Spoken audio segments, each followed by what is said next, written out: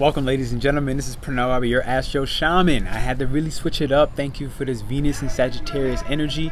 I'll explain different videos when I go live about why, but hit the thumbs up early. I'm going to give you a quick, smooth, and readily available interpretation of why you're going to be so happy about Venus and Sag. First off, Venus in Scorpio is in its fall, right? Like, it doesn't like to be there. So coming out of there, you might have been really coming out of hell, okay? Especially even in your intimate relationships or something tax related or something that you had to share, death, inheritances, things of this Scorpio nature about life and rebirth, right?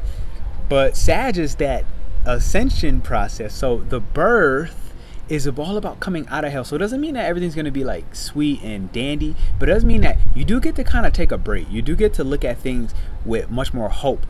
Hope is a key word when it comes to Sag energy. When it comes to Pisces energy, it's all in Jupiter. The fact that Jupiter is in Pisces, okay, where Sagittarius is dignified at, this is major. The only real warnings about this is be careful of drinking too much or even having too much sex, quite frankly. Literally, like, you can catch rug burns on your so you want to be mindful with that. When you are working in the higher octaves of Sagittarius energy, this is much more of a spiritual practice. This is Tantra, all right? This is divine and cosmic sexuality. Check out my astrology memberships. On the first and the third Sunday of every month, we learn astrology on the first Sunday, and we do astrosexuality on the next Sunday. So on the third Sunday, if you will. So check that out. Those memberships are live. So getting involved in educational pursuits like an astrology membership, okay? Sag is in the collective energy, so it is supporting more than just itself, more than just the people that it's in contact with, but the globe, the world. It's really looking at and valuing what is not necessarily just only politically happening in the world, but especially things around social injustices. And, you know, discover what for you is something that you would like to put your own spin on relieving suffering, your own spin on taking people to a more hopeful, optimistic, joyful place by potentially doing an adventure. So if you are somewhere traveling abroad, this is a good time to go ahead and meet a lover that is, you know, that has a français, you know, accent, or comment tu t'appelles, you know, like, you know, go meet somebody that speaks a different language, or value language exchanges right now. Like, language is a part of the house that Sag is about. So these are going to be the things that are really fill your cup up, all right? You do need to check your house of what is going on. Sag, for my Sagittarius itself, beautiful time for y'all, because I know y'all hate being in the 12th house, which is where you were right prior, where you're forced to rest, forced to isolate. So all my Sag risings, Sag Venus, okay, Sag Sun, Sag Moon, wherever Sag is at, you're finally coming one step out, but you still have multiple planets still in Scorpio. So be mindful, you have more planets in the 12th house still, but you're coming out, which is great. For my Scorpios, you're going to the second house, so you're getting ready to make some bank. You're really getting ready to make some money. So that's great, good for you. But maybe I'll give a little bit more later. This is a time that you want to start reading, but in a random new local coffee shop. You want to bring your chessboard with you. I have a little portable chess set, for example. You want to bring your chessboard with you. Just go out into the park. Take any type of adventure that's just new, especially anything that gets you on top of a mountain, anything that gets you up on a higher ground, because now you have a higher perspective. Sag is rising out of hell. So if you live on a surface level, climb a mountain, you know. There's mountains around here. Even if you just, like right now, I'm on my roof, I'm getting this message to you. And so it's a time to really get connected with third eye energy, source type level energy, as well as what are your spiritual beliefs and what are your spiritual pursuits. Because Sag is only really good, in all sincerity, when you have Venus and Sag, when it is valuing a pursuit of something, okay? You know, pursuing Tantra, like we said, because Venus has to do with sex, pursuing knowledge, okay? New fresh ideas, new fresh ideals, new fresh philosophies, all right, because you have that Venus aspect of Libra that comes in. But also, let's not forget about Jupiter. So this is all about the full expansion of consciousness, all right? You know, seeing the truth, third eye truth about what did you look at as a really crappy, painful, traumatic, you know, narrative in your life. Narrative, storytelling, Sagittarius type energy, storytelling. And how can you focus on applying the Jupiter and Pisces energy, the Neptune and Pisces energy, which says you can now surrender these things. You can let them go. This is how you're going to benefit tremendously. It went in today, I believe, which is the 16th, and I believe it goes to about December something. To be honest, I don't know exactly. December 9th.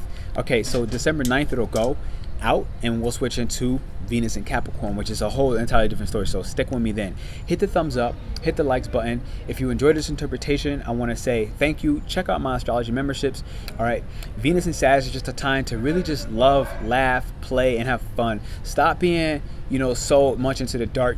We're already in the darker half of the season, so when we left Venus in Scorpio, we're going to go into Venus and Cap after. We're going to go into Venus in Aquarius later, where it's about customizable relationship, customizable values, and then we're going to eventually go into Venus and Pisces, where the exaltation is at, and so that'll be great. But for now, to be honest, all those signs are more in the darker nature. They're more in like subconscious programs, they're more on collective duties, okay?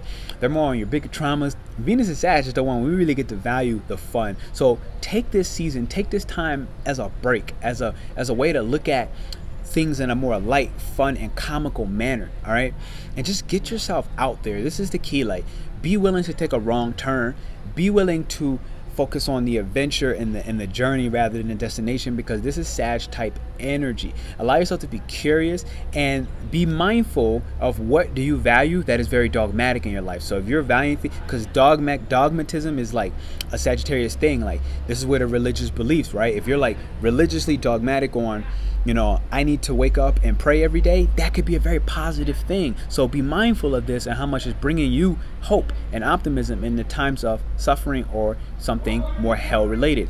But as well, be very mindful if you're potentially being dogmatic within an egoic fashion, where, you know, you must get your opinion out there, where an argument may have even finished and you got to just throw your last little, like, you know, yeah, your little jab, your little, you know, you linger in that scorpionic energy. You want to jab them just because they hurt your feelings or because you felt less powerful. So that's the warning I have for you.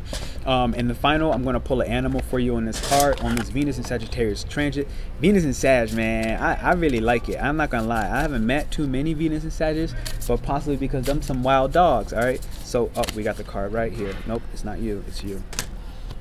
Look at the hyena. This is like Gemini type energy. So this, you see the light and the dark of this, it's a fire. This triangle up here top it is fire. So the hyena is like, look, you know, it's all fun and games, but, you know, be serious at some point. Like, you know, it's like, be able to laugh at your pain and at the same time understand why you're in pain, and, you know, understand why you want to attach to more hope and optimism, because this is how you're gonna, you know, really identify with the true character that you are, the real naturally fiery self. That can be very positive, but just remember that fire can create or it can destroy. So hit the thumbs up. All right, check out my astrology memberships. We're meeting this Sunday coming up, every first and third Sunday. The next one coming up is actually actual sexuality. So this is a great time. This is literally Venus and Sag type energy, focusing on what are the feminine and masculine properties of each zodiac sign, how do they literally mate and relate, and how can you just fuse these energies in a way that is very beneficial, not just for you, not just for your partner, but for how you maximize, okay, this triangle, you know, masculine, feminine, divinity. And this is what Sag is about, being able to use that third eye, get into divinity. So thank you for hitting that thumbs up. I'll see you soon, baby. That Sag tongue.